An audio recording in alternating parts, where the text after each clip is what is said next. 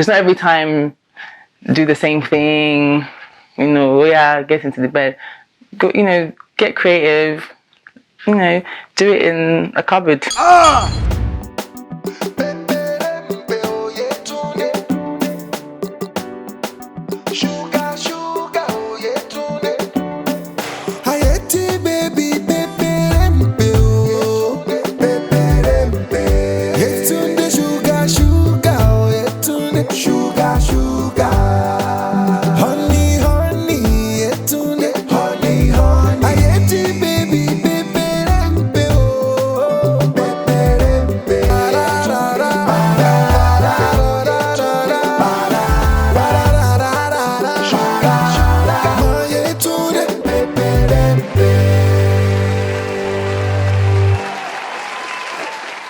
Hi guys, and welcome back to my channel. My name is Yetunde. Hope you guys are doing well. I hope you're doing fine. If you are a regular, whoop whoop whoop my regulars, and if you are new to the channel, welcome to my space on the internet. Hope you enjoy your time here. I'm sure you will. And when you do, realize that this is quite cool. Both regular and new people, click the like, and if you haven't subscribed, subscribe. That's what we do out here. So just hit me up in the comments and let me know who you is. Are you a regular? Are you a newcomer? Let a sister know. I love to see it. So I said I should come and give you people small gist. Come closer. Okay, let me sit back. You relax. Just open your ears. So I said I should come and give you small gist. If you watched the video I did a while back, I spoke about my first time being intimate with my husband, like, you know. So this is a bit of an update. If you haven't watched it, watch it. This is an update. So when my husband and I first got married, I would say that his sex drive was about a 10 to, in comparison to my 2, I had a very low sex drive and I just didn't desire it. I think it just felt very foreign to me and I just couldn't imagine me enjoying sex. Like I couldn't imagine it. So I'm part of a women's group called PWC. I've shared about PWC numerous times on this channel and our couples channel. It stands for Praying Women's Circle, and it has been a big part of my life because it has helped me in so many ways. So in the early days of our marriage, and when I just felt a little bit about sex, I thank God that I had that community and still have it, that community where we have subgroups, and one of them being a marriage group. And in that marriage group, we talk about all things marriage, and obviously sex is a big part of it. So I was encouraged, because I expressed how I felt about sex, and I was encouraged not to give up, and was reassured that if I desired for things to get better in that area, it would get better. I did desire it, and it got way better. Way better. And I can confidently say that I am now an 11 to my husband's 10. Okay,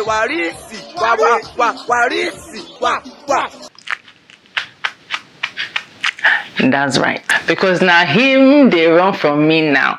Now him, they say that, oh babe, it's okay, I'm tired. Those used to be my lines. Now he's saying, it's enough, we don't do, it's enough. Okay. So I wanted to share with those of you who are newlyweds or single and are waiting, or if you're married and maybe you're going through a little bit of a dry patch, I wanted to share what helped me, and hopefully it can help you. The first thing I'd say is stop putting pressure on yourself. Don't be so hard on yourself. Putting pressure on yourself doesn't help at all, because sex is for both of you. It's not a one-person thing, and you putting that pressure on yourself, it makes things worse. It doesn't make you feel any better.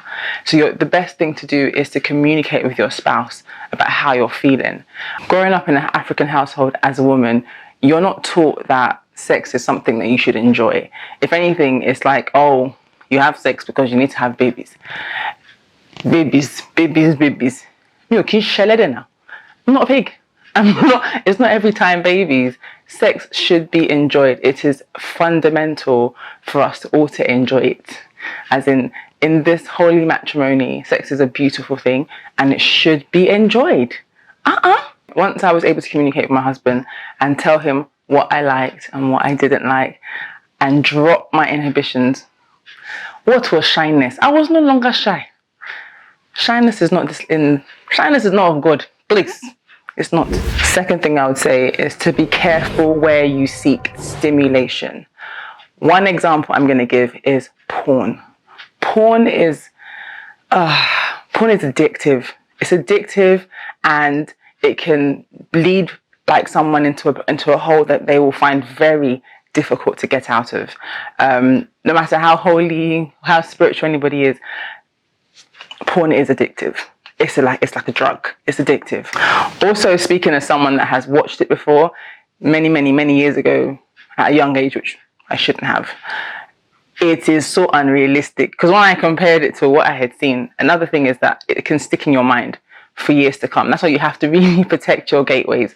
Visuals, and if you're someone like me, that you're a very visual person, it can be really hard to get certain images out of your head. And you might have seen the images like 20 years ago, 10 years ago, and they can come into your mind, at the forefront of your mind at an instant. So be very careful what you allow your mind's eye to see. And porn is so unrealistic. Nobody they have sex like that. Nobody. As they'll be doing things like positions like Daniel in the lion's den. Parting the Red Sea, or you do like suya on the Malam's grill kind of move. I don't know what that's going to look like, but it is very unrealistic. Nobody has sex that way. And I think most porn stars, they will tell you how much effort it takes to even do those made up moves, because they are a figment of the writer's imagination. It's not real. So let's not mess up or skew our image of sex. Be very, very careful. Be intentional about your diet. If you've watched my previous videos where I've been sharing how I've changed up my diet, and obviously man's fit fam now, get me. How I've been changing up my diet, and it has really done absolute wonders for me, generally, like inside and outside, and in my sex life. Something as I drink a minimum of like 2 liters of water a day, like sometimes maybe more. And it has done wonders for my skin, for my body. I know that I'm aware, I never had this issue, but I'm aware that, dehydration can also cause things like vaginal dryness. Drink water. And also getting your 5 fruit and vegetables a day is not just a slogan, it's a necessity. Put them in every meal. It's important. And men, our married men, too, or soon to be married, come inside and let me tell you something. Watermelon is your friend. Watermelon is your friend. If you're not sure, Google benefits of watermelon for the men's prostrate. It is your friend. Watermelon. Exercise. Yes, I have come again. Exercise. As the Madam Fit Fam that I am, exercise is so important and it's so helpful. I used to get out of breath. Like, I was like, when they say that some men are like 2-minute men or whatever, me, I was like a 1-minute woman. I would just be like, I beg, it don't do. I'm tired. Ever since I started working out, it's really helped me. Like, it's really helped me in more ways than one, like especially in my life, in my day-to-day life. Like, I have way more stamina, and let me tell you, it shocked me. It shocked you? It even shocked my husband. It's like I'm a contortionist. Like, my stamina is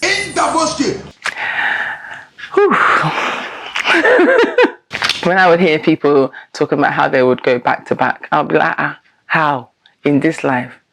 But now looks to the side and smirks. I'm still the machine. I really didn't look to the side.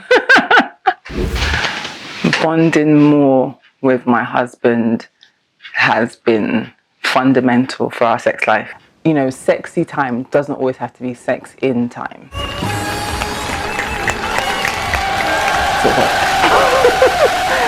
Do fun things together, be spontaneous, go have a spontaneous dinner, go dancing.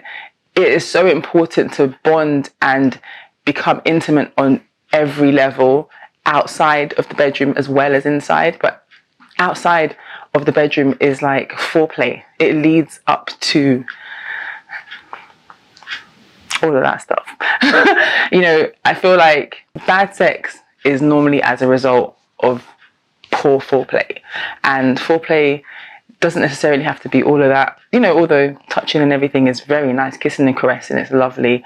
But sometimes it's just to romance each other, just to spend time with each other. And when you feel really connected, when you feel really just feel really intertwined, it does make you want to be closer and be more intimate in a sexual way.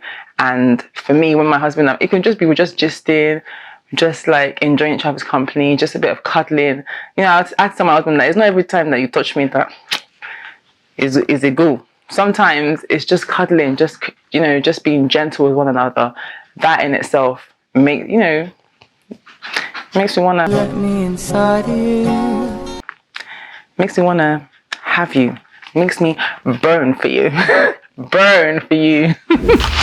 Do your research, but again, a disclaimer, protect your gateways as you're doing your research. There's a lot of sexual perversion out there, and you have to be really mindful that you don't fall into those traps. Do your research. When I mean that, what I mean by doing your research is like, maybe you want to spice things up, try different positions. Something that helped us was when I had seen a position, like image, like I'd seen a diagram of positions that Destiny Amaka had shared on her Instagram. I sent it to my husband. We tried it. It was sweet. So things like that, you know, when you look at, I just happened to come across it, but you know, I think when you're consciously trying to improve things, like sometimes you just feel like, oh, it's not every time do the same thing, you know, get into the bed.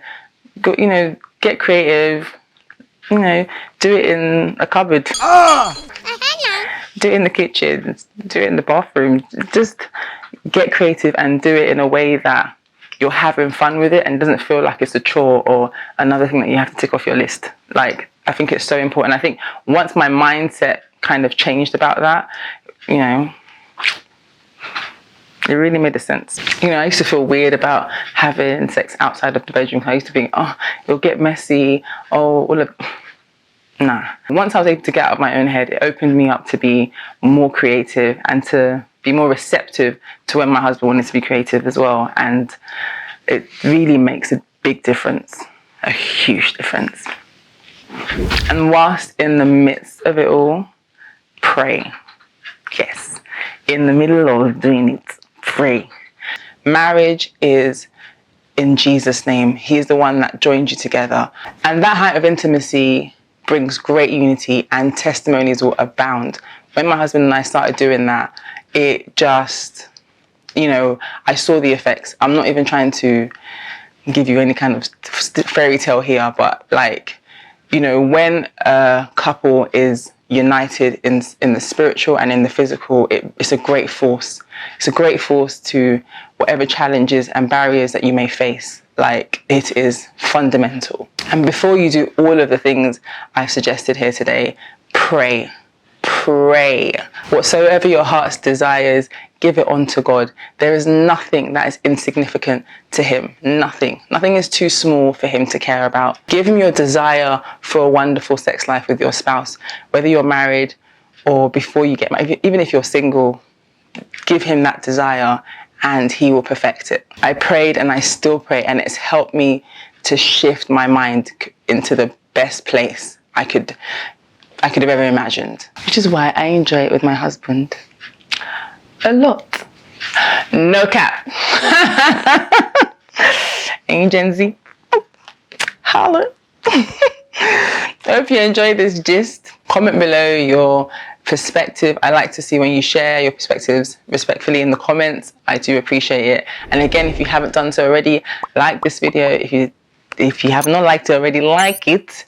Share with someone that you feel like will benefit from this video, and subscribe if you haven't already. Hit that subscribe button, and I will see you guys in my next video. And I want married people. Hello, shikini. Shidada. Karayin wale. Karayin shit. Shadiwami. At my river. Bye, guys.